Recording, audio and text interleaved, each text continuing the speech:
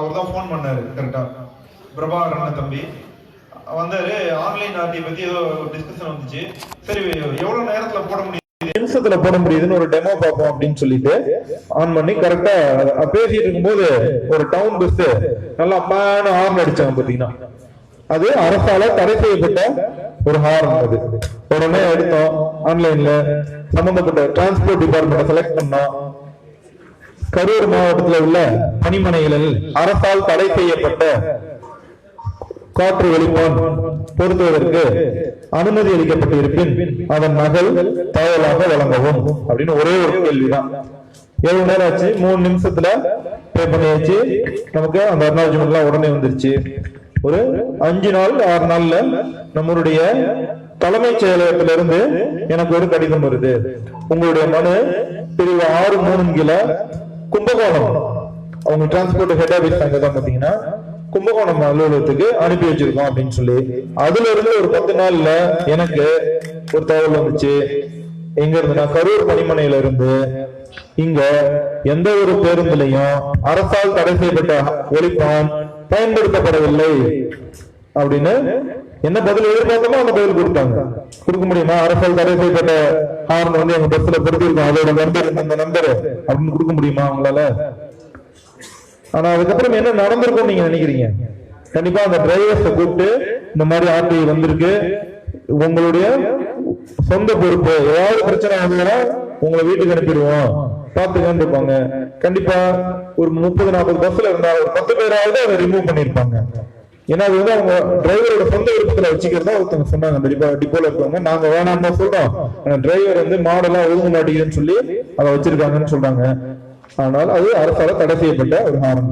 இது எதுக்கு சொல்லுவாங்கன்னா 3 நிமிடத்துல நம்மால இந்த தமிழகத்தினுடைய தலைமைச் செயலகத்துல நமக்கான ஒரு வேலையை ஒரு 10 ரூபாய் செலவுல 3 நிமிடம் ஒதுக்கினால் நம்மளால செய்ய வைக்க முடியுது. அந்த அளவுக்கு இந்த சட்டம் முக்கியத்துவம் பெறுது, எளிமையா இருக்கு. எத்தனை நம்ம பெட்டிஷன் போட்டாலும் நமக்கு வராத ஒரு பதில் நம்மளால ஒரு 3 நிமிஷத்துல வாங்க முடியுதுங்கிறது ஒரு ஆச்சரியமான விஷயம். அதை நாம பயன்படுத்தணும். எவ்வளவு பேர் இதுக்கு முன்னாடி ஆன்லைன் ஆர்டிஐ பயன்படுத்திருக்கீங்க? வந்திருக்கவங்க ரொம்ப ஒரு 10% கூட இல்ல. நம்ம சென்ட்ரல் கவர்மெண்ட்டுக்கு நிறைய பேர் பண்ணியிருக்காங்க. அவர் முன்னாடியே வந்துருச்சு, கிட்டத்தட்ட 3 இயர்ஸ் மேல இருக்கு. தமிழ்நாட்டுக்கு கடந்த ஒரு வருடமா தான் நல்லா ஆக்டிவா இருக்கு, ஒரு 2 வருஷத்துக்குள்ளதான் ஆக்டிவா இருக்கு. யூபி அதே மாதிரி பேமெண்ட் ஃபெயிலியர் எல்லாம் வரும். சில டெபிட் கார்ட்ஸ் மட்டும் யூஸ் பண்ணுங்க. யூபிஐ முன்னாடி இருந்துச்சு, இப்ப எடுத்துட்டாங்க, அதுல ஃபெயிலியர் வர்றதுனால. எனக்கு என்னுடைய personal result credit card use பண்ணோம்னா 2 ரூபாய் சார்ஜ் பண்ணுவாங்க. ஆனா அது வந்து கரெக்டா ஒர்க் ஆகுது. பாத்தீங்கன்னா 12 ரூபீஸ் வாங்குவாங்க, ஆனா உங்களுக்கு கரெக்டா இது நம்மளால பண்ண முடியும், சப்மிட் பண்ண முடியும். என்னோட பர்சனல் எக்ஸ்பீரியன்ஸ். முடிஞ்சா டெபிட் கார்டு பண்ணுங்க, அப்படி இல்லைன்னா அடுத்து கிரெடிட் கார்டு போயிடுங்க. நாம கூட ரோட்ல தங்கி இந்த எல்லாரும் இங்க இருக்குமா கொஞ்சம் பாத்துங்க பக்கத்துல. இல்ல யாராவது ரூம்ல விட்டு வந்துட்டீங்களா? கூப்பிட்டு வராம இருக்காங்களா? யாராவது இல்ல அப்படின்னா நம்ம பிரேக்ல அவங்க கூட்டிட்டு வந்துருங்க. இன்னைக்கு காலையில தான் யாராவது வந்திருக்கீங்களா நிகழ்ச்சிக்கு? இன்னைக்கு காலையில தான் நான் வந்திருக்கேன். 2, 4, 6, பதிவு பண்ணிட்டீங்களா? பதிவு பண்ணிருக்கீங்களா? இல்ல நம்ம டெஸ்மா அவர் இருக்காரு, வீரபாண்டியன் ஐயா, அவர்கிட்ட உங்களோட பேரை பதிவு பண்ணிக்கிட்டு ஒரு ஆர்டி நம்ம ஒரு 3 பகுதிகளுக்கு, சென்னை, ராசிபுரம், இன்னொரு ஊர் சார் சேலம், சென்னை, நாமகிரிப்பேட்டை, 3 பகுதியில சென்னை, தாம்பரம், ராசிபுரம், நாமகிரிப்பேட்டை, ஒரு பேரூராட்சி, ஒரு நகராட்சி, ஒரு மாநகராட்சி. இதுக்கு நாம ஒரு டெமோ ஆர்டிஐ போடுறோம். 5 மனு கொடுப்பாங்க உங்களுக்கு. அதை வாங்கி உங்களுடைய முகவரி, அங்க என்ன இன்ஸ்ட்ரக்ஷன் கொடுக்குறாங்களோ அதுபடி எழுதி கையொப்பமிட்டு முடிஞ்சா கிரீனிங்ல கையெழுத்து போடுங்க, போட்டு அங்க கொடுங்க. அதுக்கப்புறம் உங்களோட இன்ஸ்ட்ரக்ஷன், உங்களோட மொபைல் நம்பர், உங்களை போன் பண்ணா எடுக்கிற அளவுக்கு இருக்கக்கூடிய ஒரு மொபைல் நம்பரை அதுல எழுதி கொடுங்க.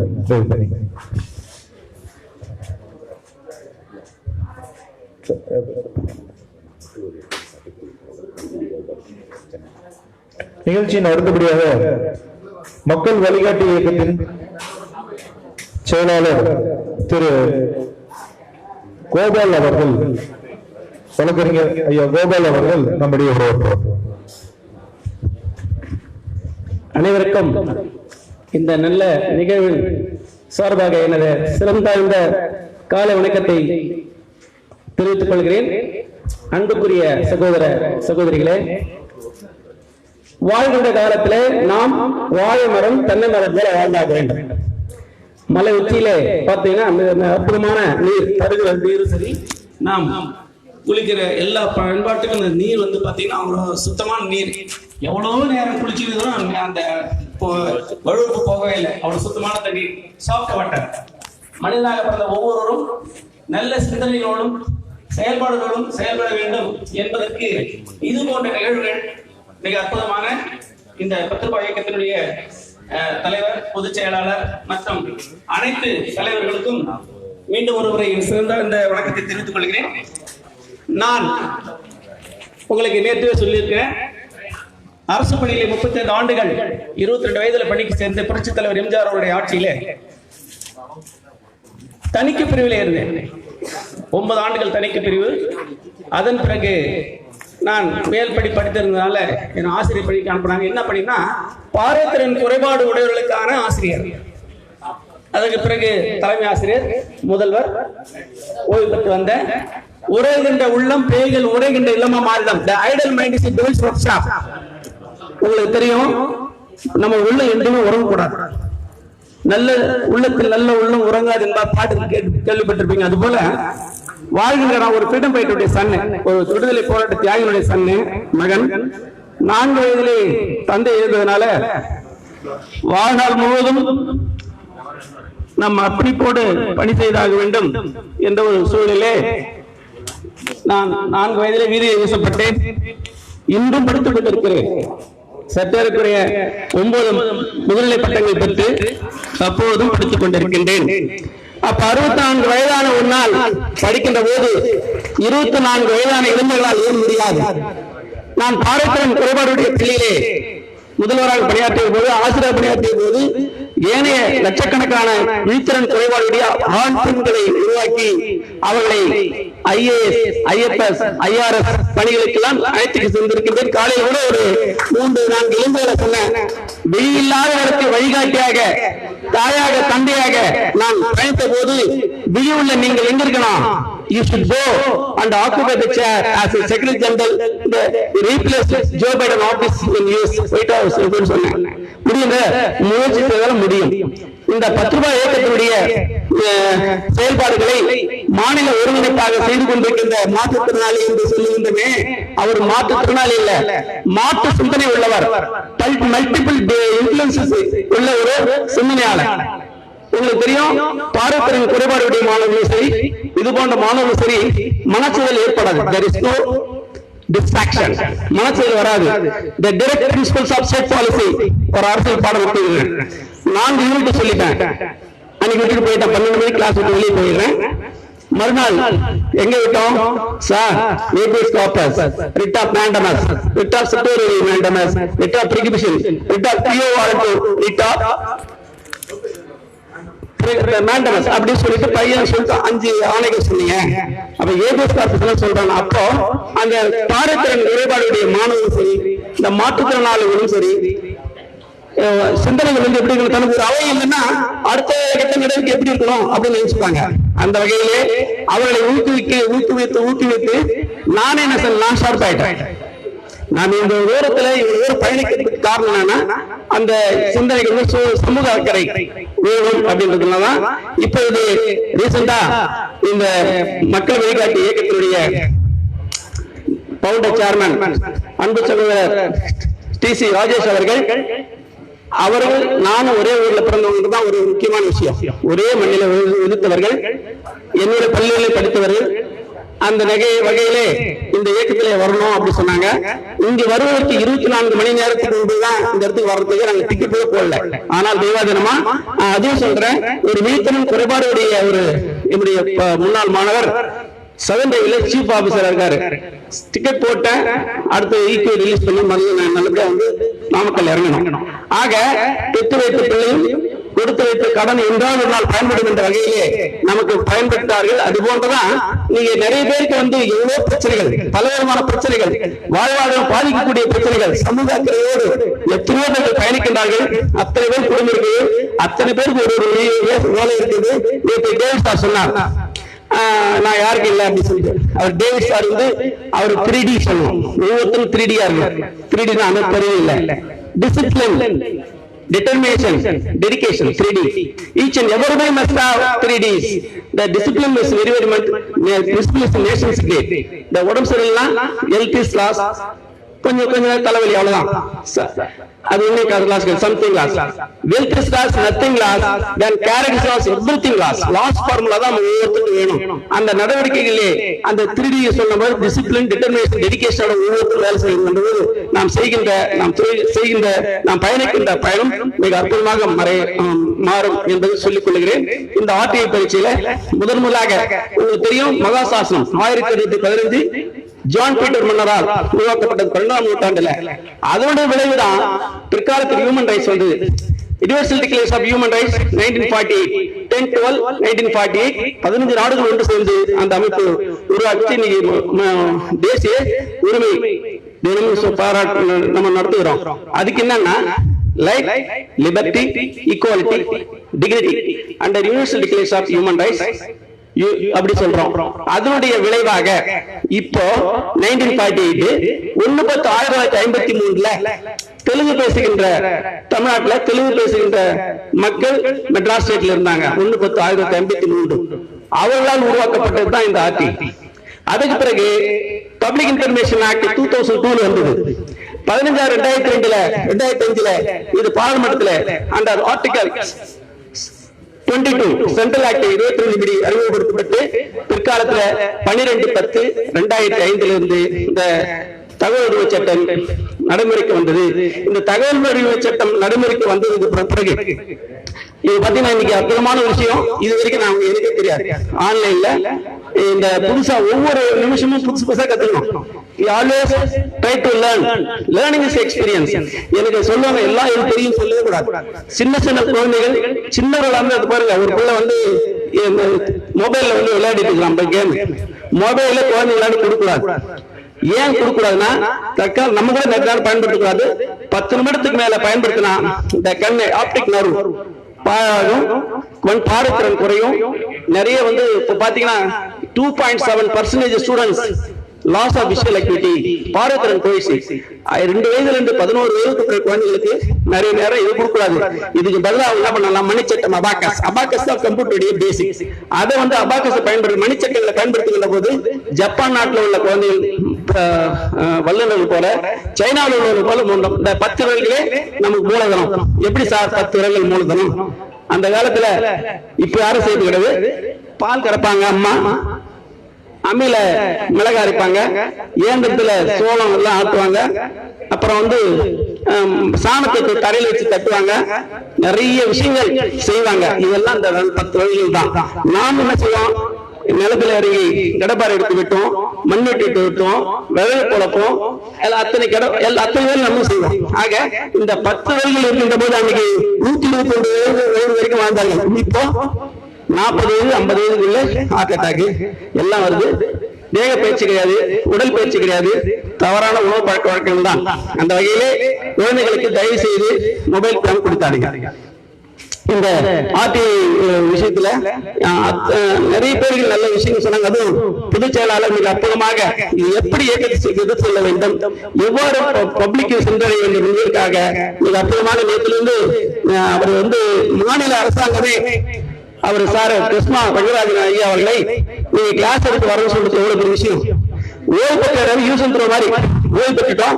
நான் ஓய்வு பெற்ற அன்னைக்கு ஒருத்தர் சாக்லேட் வாங்கி தரலாம். நான் 3000 3000 4000 ரிட்டைர்மெண்ட் கொடுத்து நானே ரிட்டைர்மெண்ட் கொடுத்துருக்கேன். ஆனா பண்ணல. ஏன்னா நேர்மையா இருக்கிறவங்க சிரிச்சா அள்ளு, முறைச்சா தள்ளு. டிபார்ட்மெண்ட்ல சரி, எல்லாரும் சரி, நல்லவரா சிரிச்சா இவங்க செய்யற ஊழலுக்கு துணை போனா மோசமானவர் அப்படி சொல்லுவாங்க.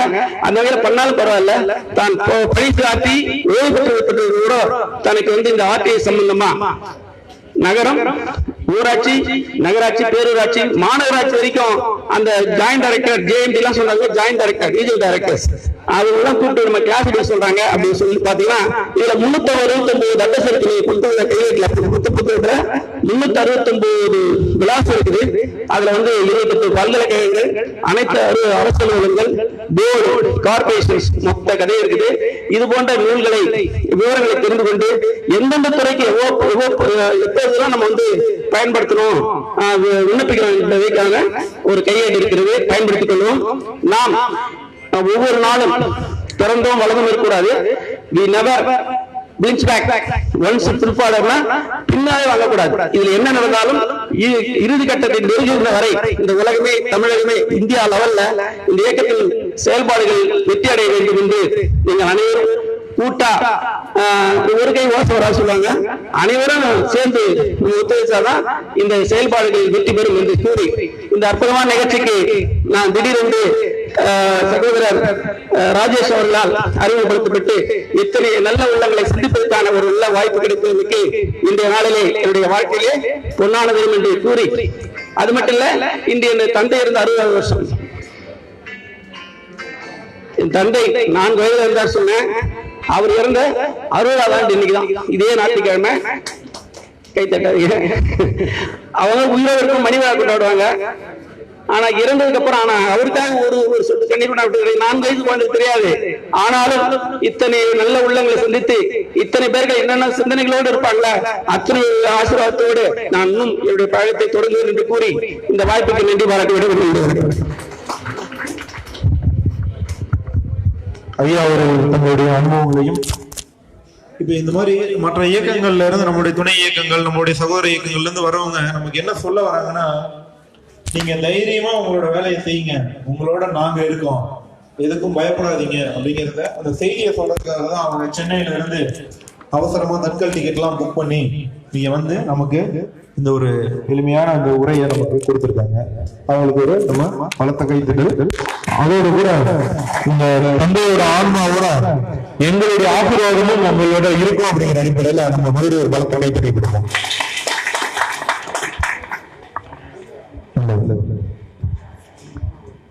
நமக்கு ஆர்டிஐ போட்டு அல்லது பெட்டிஷன் போட்டு இந்த உதவ வாங்கணும் அப்படின்னு யாராவது ஆசைப்படுமா? யாராவது இருக்கீங்களா? அடி வாங்கணுங்க அப்படின்னு வாங்கிருக்கீங்களா? ரொம்ப இருக்குதா? வாங்கிருக்கீங்க. நீங்க வாங்காம எப்படி வேலை பார்க்க கத்துக்கிட்டீங்களா? வாங்காம வேலை பார்க்கறது எப்படின்னு கத்துக்கிட்டீங்களா? வாங்கி கத்துக்கிட்டாரு. நாம அந்த மாதிரி எல்லாம் எதுவும் நடக்காம, அசம்பாவிதங்கள் நடக்காம கத்துக்கணும், ஜெயிக்கணும். எவ்வளவோ வழக்கறிஞர் இருக்காங்க. ஆனா ஏன் நம்முடைய சாரை பார்த்தா மட்டும் நமக்கு ஒரு சந்தோஷம் வருது, அவர்கிட்ட போன்ல பேசினா ஒரு மகிழ்ச்சி வருது, அவர் பார்க்கணும் அப்படின்ட்டு வந்திருக்கீங்க. குறைஞ்சபட்சம் இங்க வந்திருக்கிறதுல ஒரு 100 பேராவது அவர் நேரடியா பார்க்கலாம் அப்படின்னு வந்திருக்கீங்க. ஏன் அந்த மாதிரி அவங்க கேட்கிறது நிறைய பேர் இருக்காங்க. ஏன் அந்த மாதிரி இருக்கும் அப்படின்னா, அவருடைய அந்த வீடியோ பதிவுகள் அல்லது அவர் ஒரு ஊருக்கு சட்டப்பயிற்சி எடுக்கும்போது அதுல இருந்து நீங்க தெரிஞ்சுக்கிட்ட விஷயங்கள்ல நீங்க கண்டிப்பா ஏதோ ஒரு விஷயத்துல ஜெயிச்சிருக்கீங்க. இதே இந்த சமூக ஊடகங்கள்ல இவர் வெளியிட்ட செய்தியை பார்த்து நான் தெரிஞ்சுக்கிட்டேன், அதுக்கப்புறம் நான் இந்த மாதிரி ஆர்டிஐ போட்டேன், எனக்கு இந்த ஒரு பலன் கிடைச்சது. இது மாதிரி அவரால அந்த வீடியோனால அல்லது இந்த இயக்கத்தினால அல்லது இயக்கத்தின் பேரை சொல்லி போயிருப்பீங்க, ஒரு வேலை நடந்திருக்கும் உங்களுக்கு. இதனாலதான் நாம வந்திருக்கோம் இந்த இடத்துக்கு. அப்ப நாம என்ன பண்ணணும்? நம்மால கொஞ்சம் பேரை பயனடைய வைக்கணும். நம்ம பகுதியில யாருக்கு ஒரு உதவி தேவைப்படுதோ, ஒரு பெட்டிஷன் எழுத தெரியாதவங்க இருப்பாங்க, ஒரு ஆர்டிஐ போட தெரியாதவங்க இருப்பாங்க, குறைஞ்சபட்சம் ஒரு 4-5 பேரை நம்முடைய பகுதியில செலக்ட் பண்ணி இந்த முகாம் முடிஞ்சு போனதுக்கு அப்புறம் குறைஞ்சபட்சம் ஒரு நபர் ஒரு 5 பேருக்காவது ஒரு சிஎம் பெட்டிஷனோ அல்லது ஆர்டிஐயோ அந்த மாதிரி என்ன இங்க தெரிஞ்சுக்கிட்டீங்க அல்லது அவங்களுக்கு என்ன தேவையோ அதை தெரிஞ்சுக்கிட்டு நாம பண்ணி கொடுத்தோம் அப்படின்னா, இங்க எப்படி நீங்க நினைச்சு வந்தீங்களோ அந்த மாதிரி அவங்க உங்களை ஒரு வேல்யூபிள் பர்சனா, அவங்க வாழ்க்கையில ஒரு மதிக்கத்தக்க நபரா அவங்க நினைப்பாங்க. இத நீங்க ₹1,00,00,000 கொடுத்தா கூட இந்த சந்தோஷம் இருக்கு இல்லையா, இந்த ஒரு மரியாதை இருக்கு இல்லையா, அது கிடைக்கவே கிடைக்காது. வேற நீங்க என்ன கொடுத்தாலும், பொருள்கள் எதை கொடுத்தாலும் இன்னும் கொஞ்சம் தான் எதிர்பார்ப்பாங்க. ஆனா இந்த விஷயங்கள் மட்டும்தான் அவங்களால எப்படி உணவுக்கு அடுத்தபடியா இந்த விஷயம் அவங்களுக்கு ரொம்ப ஒரு மன திருப்தியை கொடுக்கும். ஊருக்கு போனதுக்கு அப்புறம் கண்டிப்பா முயற்சி பண்ணுங்க. அடுத்து பதிவு செய்யாதவங்க ஒரு துண்டு சீட்டை கொடுக்குறாங்க, அதுல உங்க பேரை பதிவு பண்ணிக்கங்க. சீனிவாசன் அதுக்கப்புறம் நேற்று இரவு ஆப்பு வச்சிருந்திருக்காங்க, யாராவது எடுத்திருந்தீங்க அப்படின்னா என்ன குமரேசன். ஓகே, அவரு நோட்டீஸ் மாதிரி வச்சிருக்காரு, குமரேசன் சட்டப்பூர்வ அறிவுன்னு சொல்லி ஒரு சின்ன பண்டல் மாதிரி வச்சிருக்காரு. அது வந்து யாராவது அவங்களுடைய இடத்துல இருந்துச்சுன்னா கொஞ்சம் நீங்க கொண்டு ஒப்படைச்சிருங்க. நேற்றுல இருந்து கேட்டுட்டே இருக்காரு. பதிவு பண்ணிடுங்க. சாப்பிடாதவங்க சாப்பிட சாப்பிட இருக்கீங்களா? நேற்று நமக்கு 3 நகராட்சி, பேரூராட்சி, மாநகராட்சி அதுக்காக வேண்டி 5 ஆர்டிஐ சொல்லி கொடுத்துருக்கோம். இன்னும் கொஞ்சம் பேர் வந்து கொடுக்காம இருக்கீங்க, ஃபில் பண்ணிட்டு உங்களுடைய இடத்துல வச்சிருக்கீங்க. அவங்க தயவு பண்ணி கொண்டு வந்து நம்முடைய டெஸ்மார்ட்டை கொடுத்தாலும் சரி, அல்லது உங்க கிட்ட யார் கொடுத்தாங்களோ அவங்க கிட்டே திரும்ப ஒப்படைச்சிருங்க. வேற அறிவு இருக்குங்களா?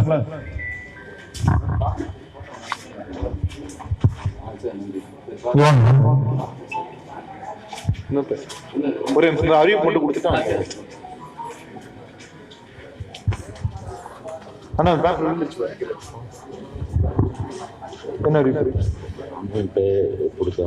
விருப்பப்படுறவங்க நிகழ்ச்சிக்கு நிதி தானே இல்ல பதிவு? நிகழ்ச்சிக்கு நிதி உதவி பண்றவங்க பிளஸ் முகாம் பதிவு கட்டணும், பயிற்சி கட்டணும் 500 ரூபாய். இது ரெண்டும் கொடுக்காதவங்க நம்முடைய டெஸ்மா ஐயா அங்க இருக்காரு, அவர்கிட்ட கொடுங்க. யாரும் நிதி கொடுக்கணும்னு சொல்லியிருந்தீங்க, அங்க உங்களுக்கு பின்னாடி டெஸ்மா வீரபாண்டியன் ஐயா இருக்காரு, அவர்கிட்ட கொடுங்க. அடுத்த மக்கள் வழிகாட்டி இயக்கத்தின் நிறுவனர் ஐயா ராஜேஷ் அவர்கள் நம்முடைய அதுக்கு முன்னாடி நம்முடைய ஆசிரியர் பிறந்த அது பள்ளிக்கூடத்துல ஒரு சமூக ஆர்வலர் இருக்காரு, டிடி அசிஸ்டன்ட். அவர் ஒரு 2 வார்த்தைகள் வந்து உங்களுக்கு பதிவு பண்ணி விரும்புகிறாங்க. அனைவருக்கும் என் பிரிவான வணக்கம். எங்க பேர் சுகுமாரன், நான் திருவண்ணாமலையில அரசு பள்ளியில் ஆசிரியர். குழந்தைகளுக்கு எதிராக நிறைய விஷயங்கள் பள்ளியில நடக்குது. என்ன அப்படின்னு சொன்னா, குறிப்பா ஃபர்ஸ்ட் சொல்லக்கூடிய ஒரு விஷயம் என்னன்னா, மாணவர்களை கழிவறை சுத்தம் செய்ய தலைமை ஆசிரியர் கட்டாயப்படுத்துகிறார், அடித்து துன்புறுத்துகிறார். செய்யலன்னா அவங்கள மண்டியிட வைக்கிறாரு, அடிச்சு மண்டியிட வைக்கிறாரு. இந்த பயத்தினால ஒரு குறிப்பிட்ட சமுதாய பிள்ளைங்களை மட்டும் அவர் அந்த வேலையில ஈடுபடுத்துறாரு. இது மட்டும் இல்லாம சுமை தூக்குற வேலை. 2 நாளைக்கு முன்னாடி பாடப்புத்தகம்லாம் லாரில வந்து இறங்குது. அந்த புத்தகங்கள்ல சும்மா எடுத்துட்டு போயிட்டு வைக்கிறது, இந்த மாதிரி எல்லாமே பார்த்தீங்கன்னா இந்த மாதிரி மாணவர்களையும் அவங்க பயன்படுத்துறாங்க. அது மட்டும் இல்லாம அட்மிஷன் அப்போ அரசு நிர்ணயிச்ச 500 ரூபாய் கட்டணம் தான் வசூலிக்கணும், அதுக்கான பில் கொடுக்கணும். அது கொடுக்கறது இல்லை, கூடுதலா பணம் வசூல் பண்றாங்க. 200, 250, 300 இப்படியெல்லாம் தான் இஷ்டம் போல வசூல் பண்றாங்க. அதே மாதிரி டிசி கொடுக்கும்போது கூட 100 ரூபாய் கட்டாய வசூல் பண்றாரு அடாவடியா. பாவம் ஏழை பாம்பர எளிய மக்கள் ஒரு 50 ரூபாய் காசு கொடுத்து செருப்பு வாங்கி காலில் அணிறது கூட வசதி இல்லாம அவ்வளோ வெயில்ல சுடு தார் ரோட்ல நடந்து வராங்க. அவங்கள்ட்ட எல்லாம் கட்டாயப்படுத்தி 100 ரூபாய் வசூல் பண்றாரு. இந்த மாதிரியான விஷயங்கள்லாம் நடக்குது. எல்லாருக்கிட்டையும் நான் வேண்டுகோள் வைக்கிறேன், சமூக ஆர்வலர்களாக இருக்கிற நீங்க தான் இந்த மாதிரி தெரியாத வெளி உலகத்தில் தெரியாம நிறைய விஷயங்கள் நடக்குது. இதெல்லாம் வெளிக்கொண்டு வரணும். இனிவரும் காலங்களில் இந்த மாதிரி எல்லாம் நடக்காத அளவுக்கு நீங்க தான் உதவி செய்யணும்னு சொல்லி பள்ளி மாணவர்கள் குழந்தைகள் சார்பா நாங்கள் எல்லாரும் வேண்டி கேட்டுக்கிறோம்.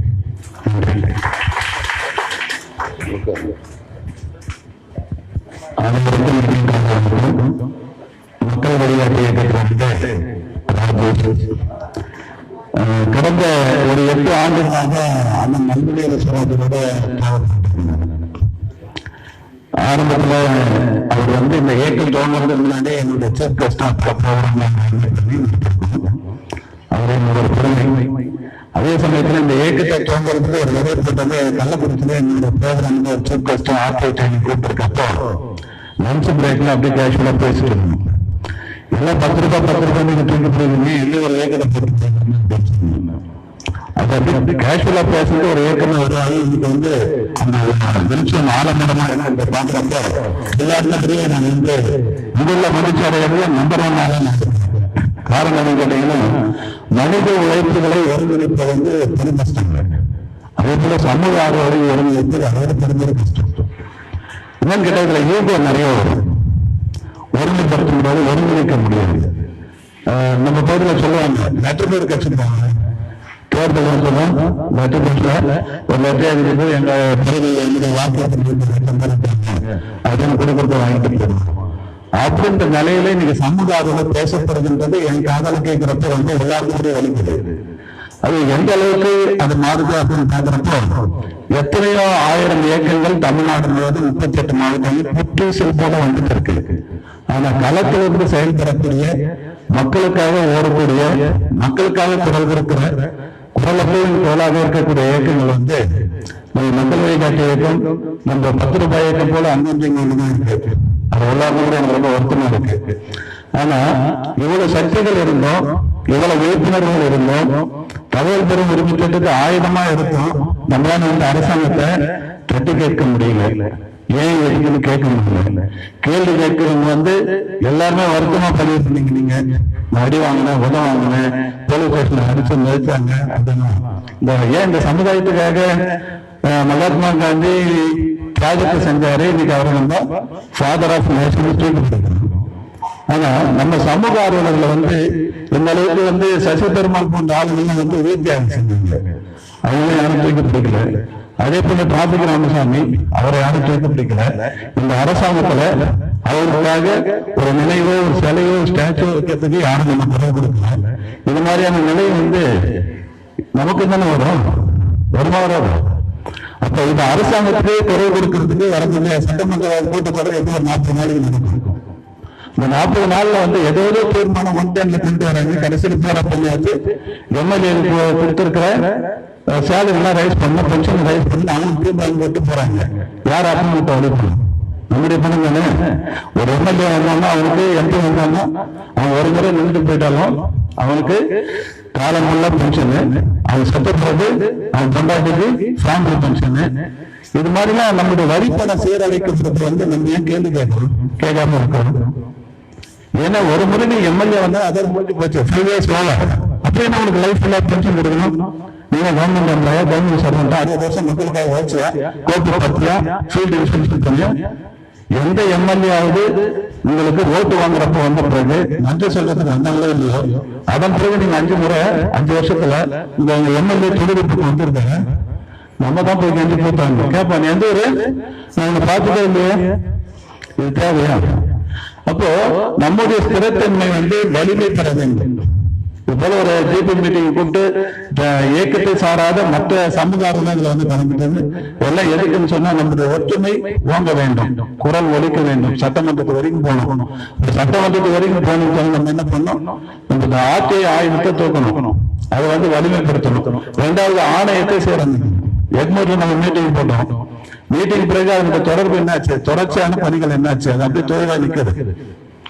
இப்ப அந்த குரல் வந்து நாங்களாம் வந்து என்ன பண்ணோம், நாற்காலியில் உட்காரக்கூடாதுன்னு சொல்லிட்டு ஆரம்பத்துல சட்ட பஞ்சாயத்துக்கும் அதே போல வந்து பல இயக்கங்கள்லாம் சேர்ந்து நாங்க என்ன பண்ணணும் கேட்டீங்கன்னா நாற்காலி தூக்கம் போராட்டம், பூட்டு போடும் போராட்டம் நடத்தணும் ஆணையத்துக்கு. அதனாலே ஒருத்தர் 15 நாள் டிமாண்ட் பண்ணி சிறையில் போறாரு.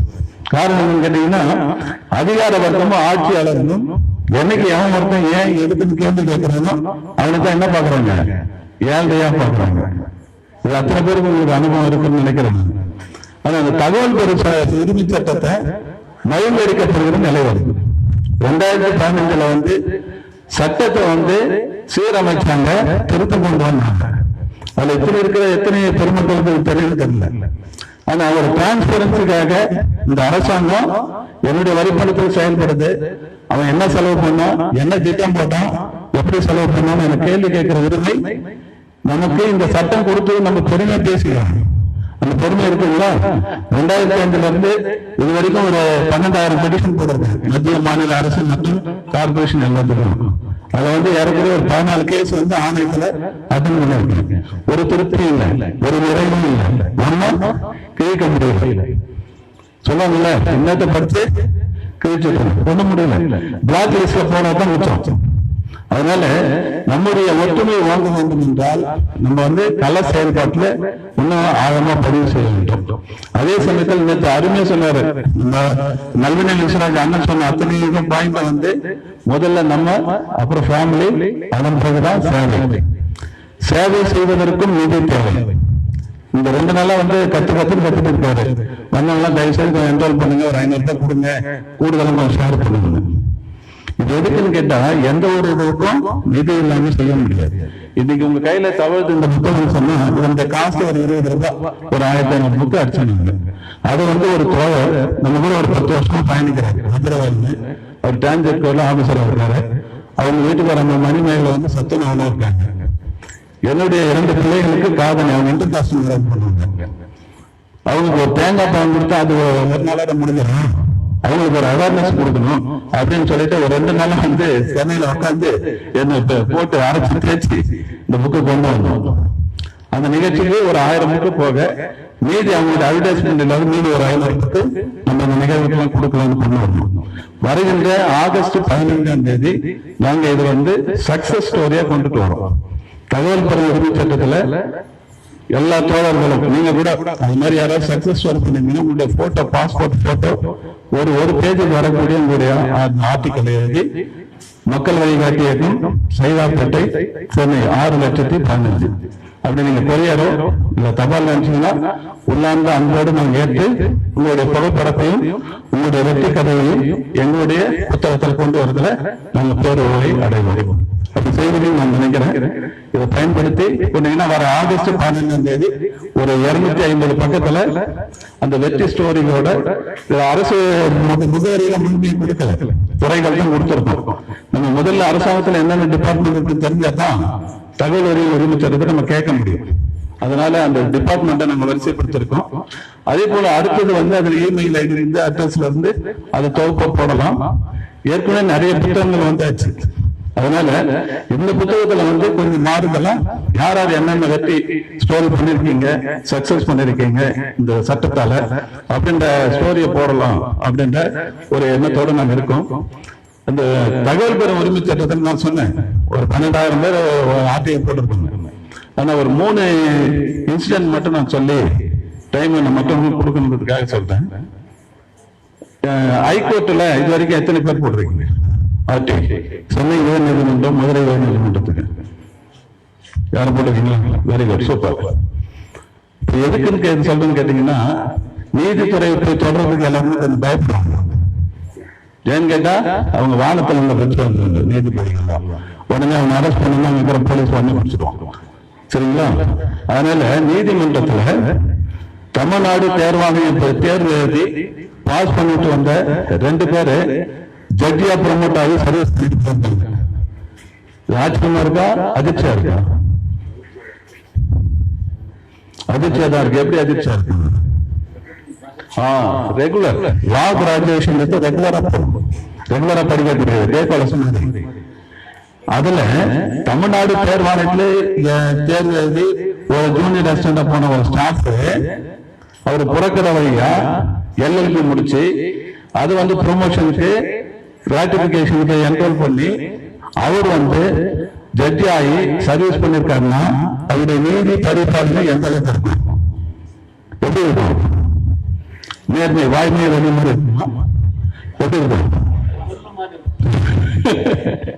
அது மாதிரி 2 பேர் போயிருக்காங்க. அதுல நாங்க என்ன பண்ணோம், இந்த தகவல் பெற உரிமை சட்டத்தை எடுத்தோம்.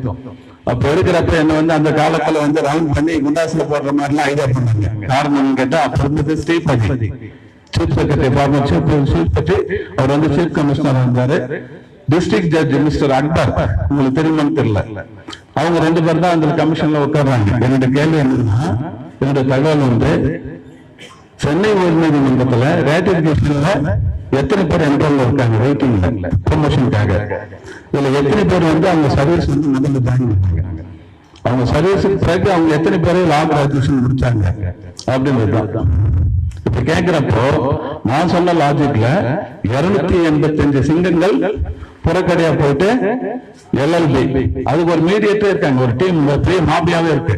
என்னன்னு கேட்டீங்கன்னா, நான் வந்து கிரிஸ்ல வேலை செய்வேன். நான் வந்து LLB படிக்கிறதுக்கு அப்ளிகேஷன் போறதுல வந்து அந்த செமஸ்டர் எழுதுறதுக்கு மட்டும் லீவ் போட்டுட்டு மெடிக்கல் லீவ் போட்டு நான் போய் செமஸ்டர் எழுதுறது, கொஸ்டின் பேப்பர்ல வந்து மார்க் போடுறதுல இருந்து அட்மிஷன் வாங்குறதுல ஒரு மாபியா பண்ணி அவங்க மூலமா நான் LLB முடிச்சுட்டு அதை எடுத்துட்டு வந்து ரிட்டையர்ட் ஆக போறோம் இல்லையா ஜட்ஜஸ், அவனுக்கு முறவாசல் செஞ்சு ரேட்டிஃபிகேஷன் லிஸ்ட்ல அவர் ரெக்கமெண்ட் பண்ணா சேர்த்துருவாங்க. அப்படி 285 பேரு அரசு பணியில இருந்துட்டு கள்ளத்தனமா லா கிராஜுவேஷன் வாங்கிட்டு ப்ரொமோஷன் வந்திருக்கு, வெயிட் பண்றோம். அதை நாங்க எடுத்த பிறகு அன்னைக்கு கேஸ் எங்க கேஸ் தான். காலையில 3 ரெஜிஸ்டர் வந்தாங்க, சப் ரெஜிஸ்டர் ஹைகோர்ட்ல இருந்து. மதியம் காலையில 10 மணிக்கு ஆரம்பிச்சது, லஞ்ச் வரைக்கும் போச்சு. அதன் பிறகு 2 மணிக்கு தொடங்கி 5:30 மணி வரைக்கும் முடிஞ்சது. இதுக்கிடையில இந்த தகவல் கேட்ட இந்த ராஜேஷ் எந்த ஆளு, எங்க இருக்காரு, அவர் பின்னணி என்ன, அவர் எந்த கம்யூனிட்டி, எந்த பார்ட்டில இருக்காரு, அவர் எப்படி ஹைகோர்ட் வரைக்கும் எந்த அளவுக்கு இதெல்லாம் கேட்கிறாரு, இப்படி எல்லாம் சிபிசிஐடி ICC எல்லாம் இருக்காங்க இல்லையா, அவெல்லாம் வந்து வலை போட்டு தேடி அலசி ஆரம்பிச்சாங்க. அப்படி சொன்ன விஷயம் என்ன, அவர் சைதாப்பேட்டையில நம்ம பனகல் மாளிகை எதிரில் ஓடக்கூடிய சம்பரமாக்கு ஏறி திறந்தா அப்பப்போ ஃபிளட் ஆகிற ஒரு கரவரத்தில் இருக்காரு அப்படின்ற மாதிரி தகவல். அப்ப நான் என்கொயரிக்கு போறப்போ அந்த சீஃப் ஜட்ஜும் சரி, அந்த தகவல் தலைமையானாலும் சரி, இந்த டிஸ்ட்ரிக்ட் வார்த்தையிலே ஆணையாளர் அக்பரும் சரி, என்னுடைய அடையாள அட்டையை கேட்டாங்க.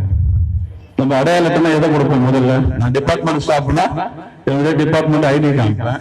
நான் ஒரு பப்ளிக் எதை கொடுக்க முடியும், ஆதார் கார்டை காமிப்பேன். இன்னொன்னு கொடுக்கணும்.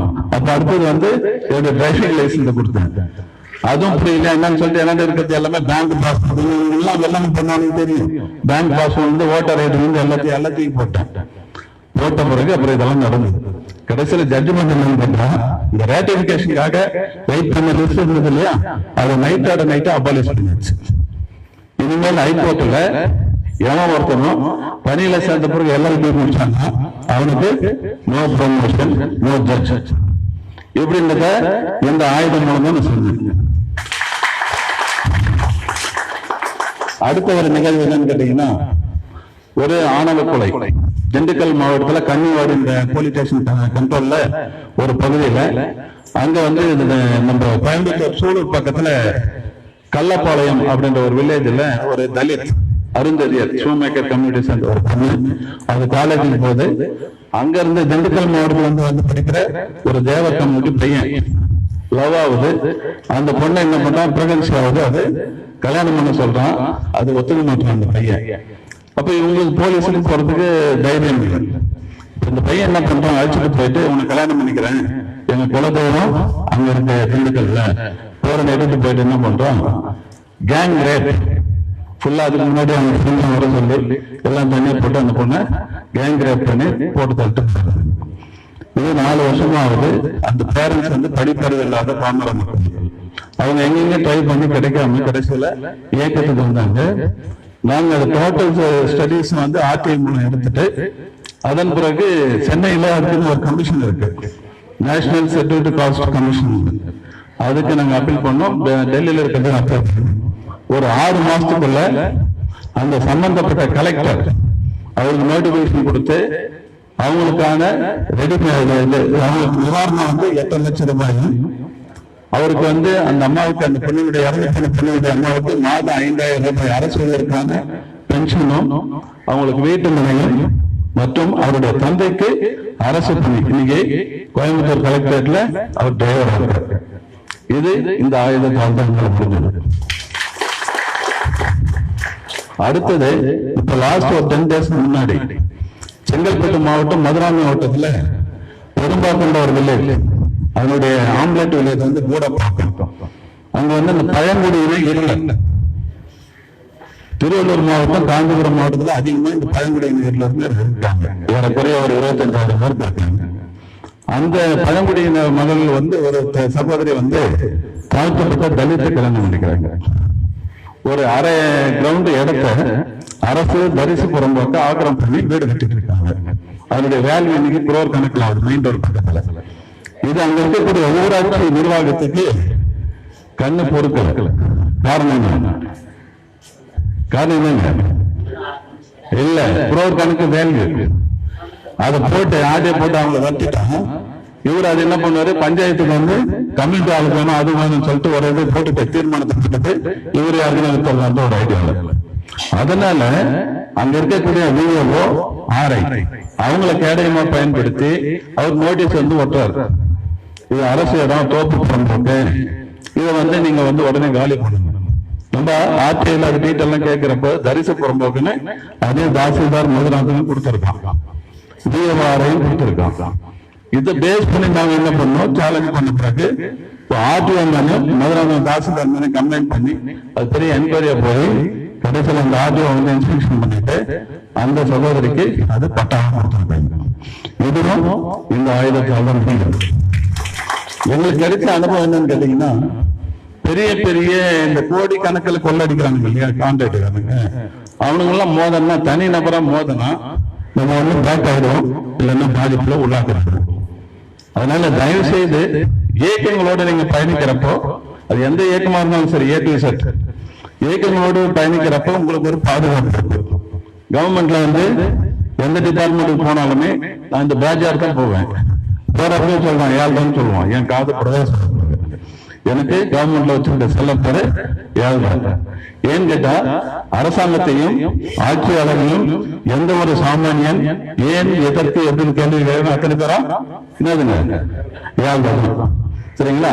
அதனால நம்ம சமூக பணியை செஞ்சிருக்கோம். இந்த 2 நாள் நமக்கு வேலை விட்டு இல்லையா, எவ்வளவு வேலை இருக்கு, அதெல்லாம் விட்டு இந்த சமுதாயத்துக்காக இந்த மக்களுக்காக நம்ம வந்திருக்கோம்னா நம்மளை போற்றக்கூடிய ஆள் இருந்தாலும் தூட்டக்கூடிய மட்டும் எண்ணிக்கை அதிகமா இருக்கு. அதனால நம்ம கவனமா இருக்கணும். கடந்த 2 நாளா நடக்கக்கூடிய இந்த பயிற்சியில நீங்க கற்ற அனுபவங்களை நீங்க வந்து மற்றவங்களுக்கும் சொல்லணும். ஒவ்வொரு சமூக ஆர்வலரும் தங்கள் பகுதியில ஒரு 5 பேரை உருவாக்கணும். அதுதான் மக்கள் வழிகாட்டி இயக்கத்தினுடைய நோக்கமும் 10 ரூபாய் இயக்கத்தினுடைய நோக்கம். ஏன்னு கேட்டா நமக்கு அந்த ஸ்பாட்ல குரல் கொடுக்கறதுக்கு ஒரு 4 பேர் வேணும். சென்னையில ஒரு 400 கிலோமீட்டர் இருக்கக்கூடிய நானோ இல்ல நல்வினை விஸ்வராஜ் உடனே வர முடியாது. அதுக்கு வந்து நமக்கு வந்து தோழமை இயக்கங்களோட ஒன்றிணைந்து செயல்படணும். இதுல ஈகோவை பார்க்க கூடாது. அவர் சொன்னார் பாருங்க நேற்று, அது ரொம்ப நல்லா பிடிச்சிருந்தது எனக்கு. மக்கள் வழிகாட்டி இயக்கம் யாரு என்ன கோரிக்கை வச்சாலும் சரி, எந்த போராட்டம் நடத்தினாலும் சரி, அந்த நிகழ்வுக்கு நீங்க போய் கலந்துங்க. அதனால கடந்த பல ஆண்டுகளாக நாங்க மக்கள் வழிகாட்டி இயக்கத்தோட களத்துல 10 ரூபாய் இயக்கம் கலந்துக்கிறாங்க. அதே போல 10 ரூபாய் இயக்கத்தோட நிகழ்ச்சியில ஆர்ப்பாட்டம் போராட்டம் எல்லா நிகழ்ச்சிக்கும் நாங்க போய் கலந்துக்கிறோம். அதனால ஒன்றுபட்டால்தான் நம்ம ஒற்றுமையா செயல்பட முடியும், சமுதாயத்தை மாற்ற முடியும்.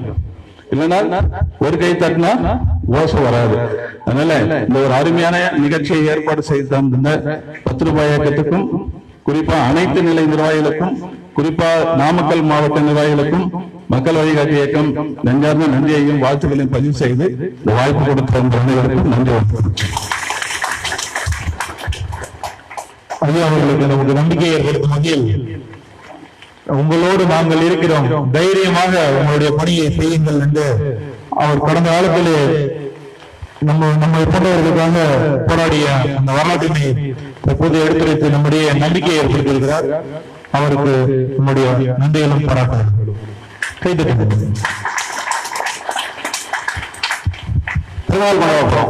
பர்த்டே கொண்டாட போறோம். இன்னைக்கு ஒரு குழந்தைக்கு பிறந்த நாள், ஒரு குழந்தைக்கு பிறந்த நாள், கொஞ்சம் வளர்ந்த குழந்தை. அந்த குழந்தை யாரு தெரியுங்களா?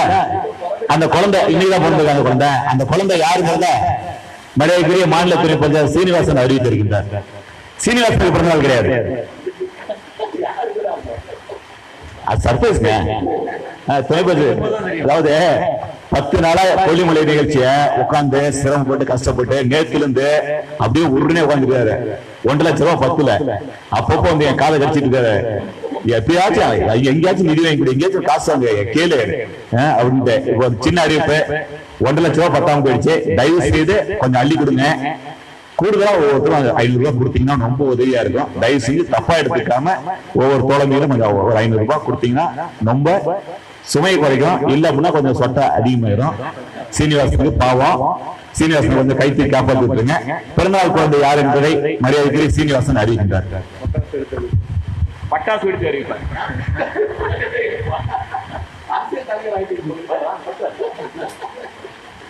அனைவருக்கும் வணக்கம். நமது இயக்கத்தின் துணை பொதுச் செயலாளர் அண்ணன் கே கண்ணன் அவர்கள் இன்று பிறந்தநாள் கொண்டாட இருக்கிறோம் என்று தெரிவித்துக்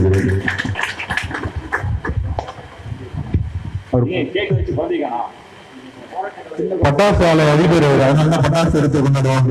பட்டாசு அவருடைய அனுபவத்தை சொல்லுவாரு. பட்டாசு வெடிக்க எப்படி லைசன்ஸ் வாங்கினது இப்ப கேக் விட்டாரு. கேக் மேல வெட்டிட்டு நம்ம கொடுப்பாரு. அதுக்கப்புறம் அனுபவத்தை கொடுப்பாரு.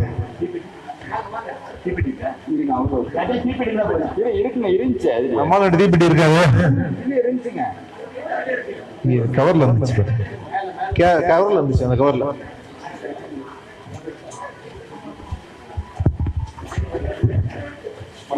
அதுக்குள்ள இருக்கு.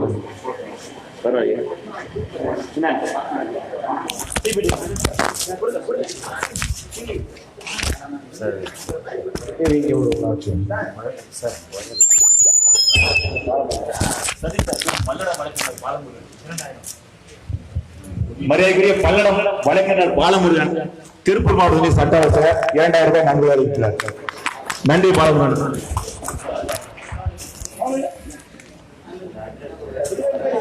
யாருக்கான கொடுங்க, செல்ல திருப்பி கொடுத்துருவோம். ஏங்க பர்த்டே பேபி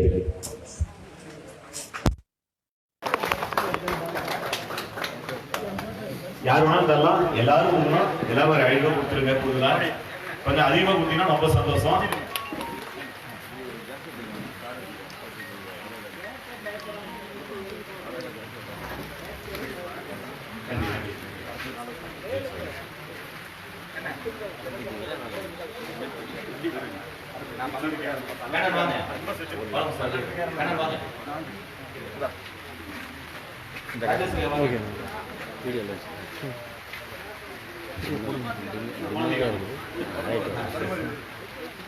தமிழ் வந்துட்டு இருக்கு.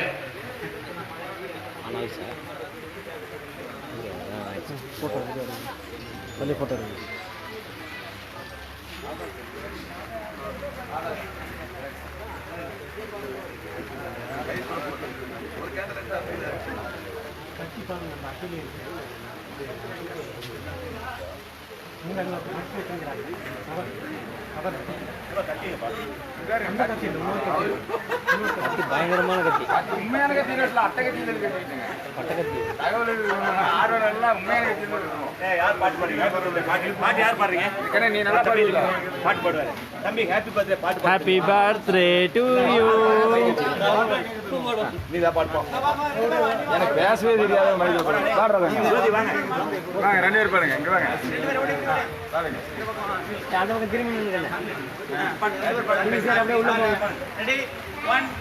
Happy birthday to you. Happy birthday to you. Happy birthday to you. Many more happy returns of the day.